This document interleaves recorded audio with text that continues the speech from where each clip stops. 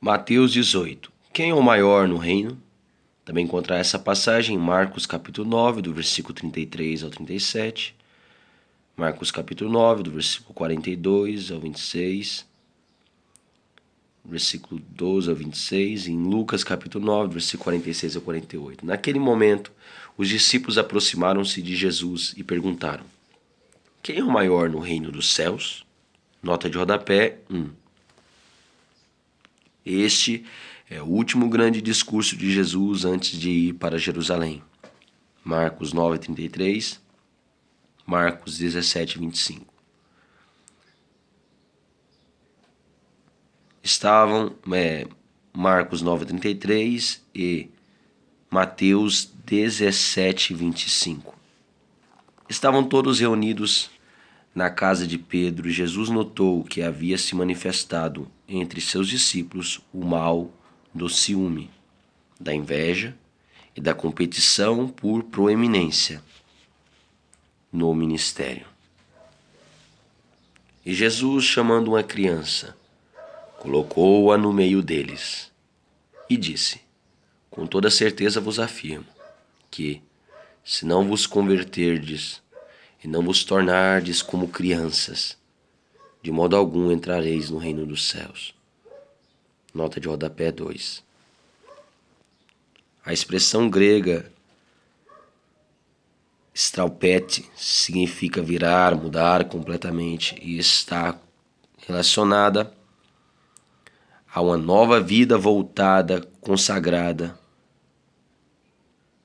para Deus, e não apenas a adoção de certa religiosidade formal.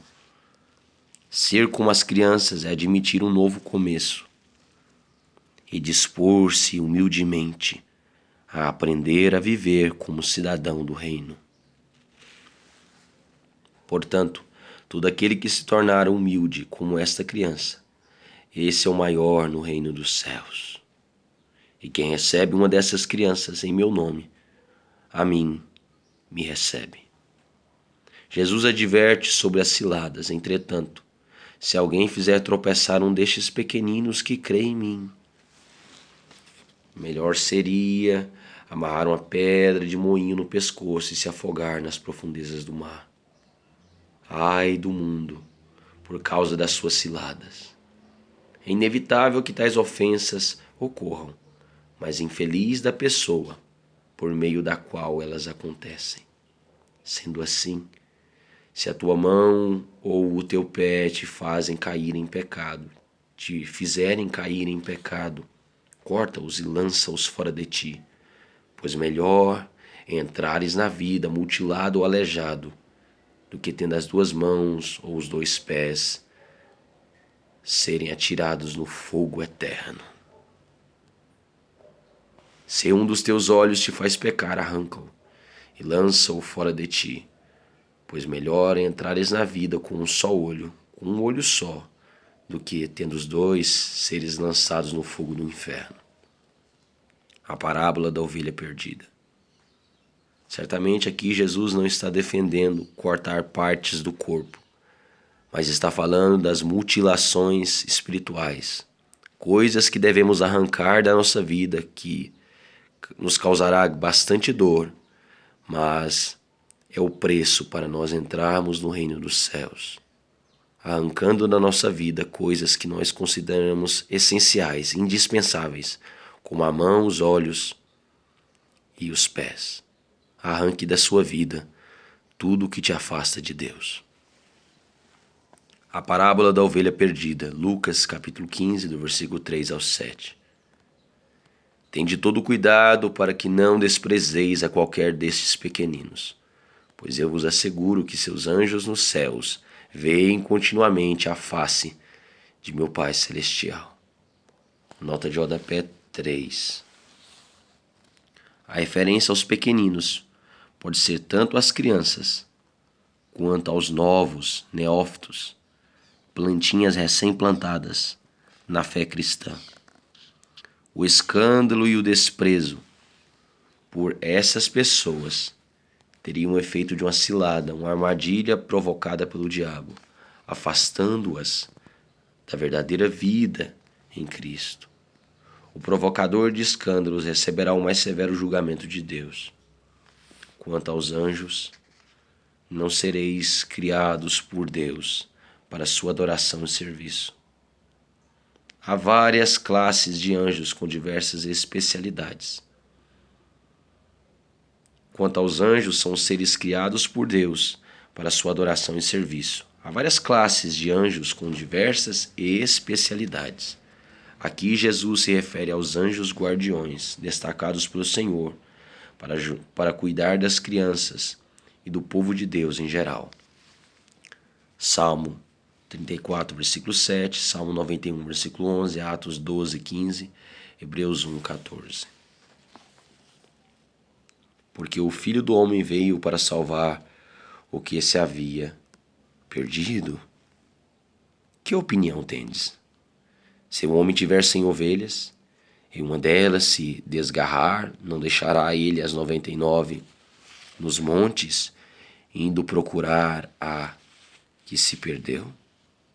E se conseguir encontrá-la, com toda certeza vos afirmo que maior contentamento sentirá por causa desta do que pelas 99 que não se extraviaram. Da mesma maneira, vosso Pai que está nos céus não deseja que qualquer desses pequeninos se perca. Nota de rodapé 4. A história da ovelha perdida também se acha em Lucas capítulo 15, do versículo 3 ao versículo 7. Ali é aplicada aos incrédulos, mas aqui aos cristãos. O versículo 14 não exclui a possibilidade da perdição, mas ressalta que a vontade de Deus é que todos sejam salvos. A pessoa que vai para o inferno, desde já recusa a salvação e aceita diretamente ou indiretamente a condição de perdido, não porque Deus queira. Mateus 25, 41, 1 Timóteo 2, 4. Jesus usou a mesma parábola para ensinar verdades diferentes em situações específicas. Como tratar o pecado de um irmão? Se teu irmão pecar contra ti, vá aí, em particular com ele. Conversem sobre a falta que cometeu. Se ele te der ouvidos, ganhaste a teu irmão. Porém, se ele não te der atenção, leva contigo mais 1 ou 2 pessoas para que, pelo depoimento de 2 ou 3 testemunhas, qualquer acusação seja confirmada. Nota de rodapé 5. Jesus orienta seus discípulos quanto aos passos que devem ser observados para resolver os problemas de relacionamento interpessoais, pecados evidentes e casos de excomunhão, expulsão da igreja, congregação local. Primeiro, como primeiro passo, muitas vezes ignorado, o crente que se sente vítima de alguma ofensa ou que descobre um pecado de seu irmão na fé, deve convidá-lo para uma conversa a sós, ninguém mais deve saber deste assunto, e tentar estabelecer um diálogo honesto, sincero e cordial com o ofensor a fim de ganhar o seu irmão, ou seja, que haja acertos e reparações, se necessário, para que os dois obtenham paz e alegria e sigam servindo ao Senhor, dando bom exemplo ao mundo. 2. No caso da recusa ou indiferença do ofensor, a pessoa ofendida deve convidar 1 ou mais irmãos maduros na fé, que chamarão o ofensor para uma conversa em grupo, onde se buscará o conselho de Deus, as reparações necessárias e a celebração da paz em Cristo. Gálatas capítulo 6, versículo 1 ao 5. Jesus cita o texto de Deuteronômio capítulo 19, versículo 15, da Septuaginta, o Antigo Testamento em grego, incorporando esse justo e sábio princípio da lei mosaica para benefício da igreja cristã. 3. No caso de total indiferença ou falta de arrependimento por parte do ofensor, os líderes espirituais da igreja devem ser informados pelo grupo que tentou trazer o irmão faltoso ao bom senso e à perfeita comunhão em Cristo. Os líderes devem fazer o possível para não perder o irmão que pecou, o irmão faltoso. No caso de claro desrespeito à palavra de Deus e à liderança da igreja, então esse pecador obstinado deve ser afastado da comunhão cristã, ao menos até que recobre a sensatez reconheça suas faltas e se disponha sinceramente a viver de acordo com os princípios da palavra de Deus. 1 Coríntios capítulo 5, do versículo 4 ao 5. 1 Timóteo capítulo 1, versículo 20. Contudo, se ele se recusar a considerá-los, dizei-o à igreja. Então, se ele se negar também a ouvir a igreja, trata-o como pagão ou publicano. Com toda certeza vos asseguro que tudo o que ligardes na terra terá sido ligado no céu, e tudo o que desligardes na terra terá sido desligado no céu. Uma vez mais vos asseguro que se dois dentre vós concordarem na terra em qualquer assunto sobre o qual pedirem, isso lhe será feito por meu Pai que está nos céus. Uma vez mais vos asseguro que se dois dentre vós concordarem na terra em qualquer assunto sobre o qual pedirem, e isso lhe será feito por meu Pai que está nos céus. Porquanto, onde se reunirem 2 ou 3 em meu nome, ali eu estarei no meio deles. Nota de rodapé 6. Essas são promessas dirigidas a todos os cristãos, a todos os discípulos de Cristo, cristãos totalmente consagrados ao Senhor, pois saberão agir com sabedoria celestial. O versículo 19 é uma das grandes promessas do Evangelho em relação à oração. Entretanto, é preciso observar a conexão desse versículo com o seu contexto imediato e o conteúdo do capítulo. Ou seja, a promessa é dada aos discípulos reunidos, tendo Jesus Cristo em seu meio, versículo 20, com o objetivo de restaurar um irmão que esteja vivendo no pecado, no erro. Pecado, versículo 17. Jesus afirma a autoridade dos discípulos para o exercício dessa função de perdoar um irmão que pecou. Versículo 18, Mateus capítulo 16, versículo 19. E a promessa é cumprida, porque agem da parte do Pai em nome do Filho, versículo 20. O verdadeiro entendimento e unidade entre os seres humanos é algo raro, mesmo entre os cristãos. Deus só exige um acordo entre as pessoas, que Jesus Cristo, seu Filho, seja a grande paixão da humanidade, o ponto comum e central da fé. Jesus é o fator básico da unidade. João capítulo 17, do versículo 19 ao versículo 21.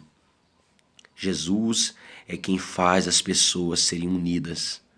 É Ele que proporciona a união. João capítulo 17, do versículo 19 ao 21.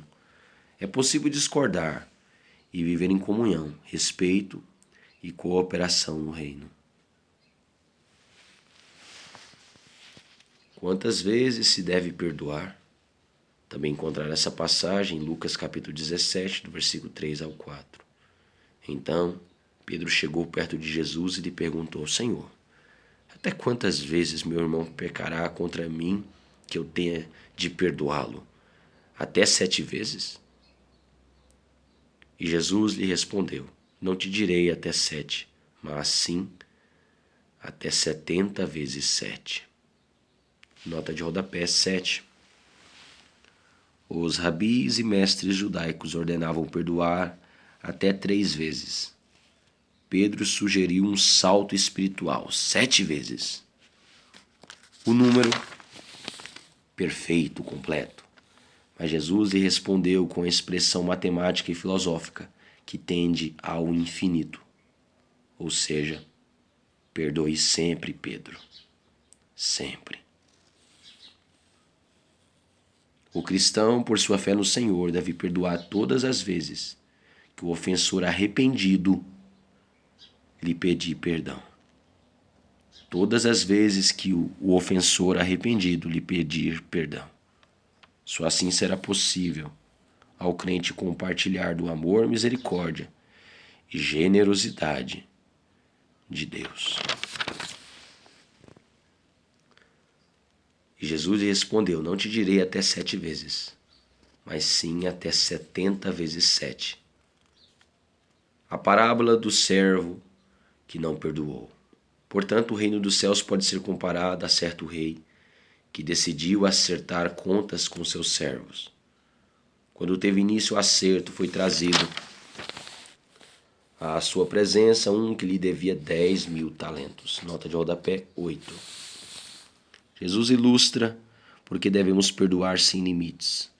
O perdão que Deus nos concedeu a nos abençoar com o dom da salvação é tão grandioso que qualquer ofensa que outro ser humano venha praticar contra nós torna-se irrisória, embora possa nos fazer sofrer por algum tempo. Perdoar sempre dará mais espaço à plenitude divina em nossa alma. O talento era uma medida de peso usada para pesar ouro e prata, equivalente a cerca de 35 quilos. Cada talento valia cerca de 6.000 denários. O denário era uma moeda de prata que equivalia a um dia de trabalho braçal. Deus, finalmente, julgará a todos conforme seu amor longânimo e justiça severa, e espera de nós o mesmo senso de misericórdia. Tiago, capítulo 2, versículo 13. Porém, não tendo o devedor como saldar, como pagar tal importância, ordenou o seu senhor que fosse vendido ele, sua mulher, seus filhos e tudo quanto possuía, para que a dívida fosse paga. O servo então,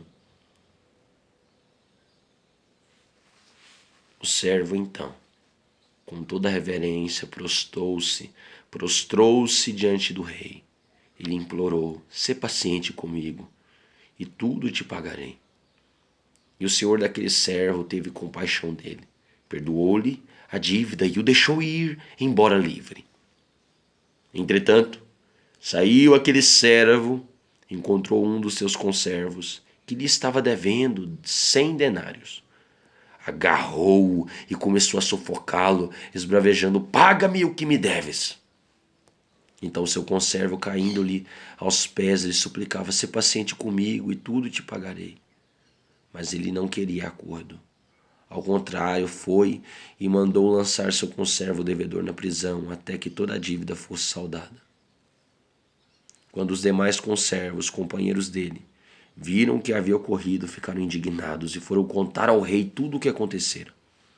Então o rei, chamando aquele servo, lhe disse: "Servo perverso, perdoei-te de toda aquela dívida, atendendo às tuas súplicas. Não devias tu, da mesma maneira, compadecer-te do teu conservo, assim como eu compadeci de ti?" E sentindo-se insultado, o rei entregou aquele servo impiedoso aos carrascos, até que lhe pagasse toda a dívida.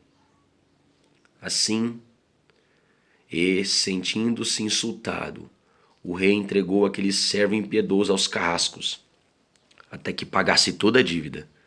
Assim também o Pai Celestial vos fará, a cada um, se de todo o coração não perdoardes cada um a seu irmão.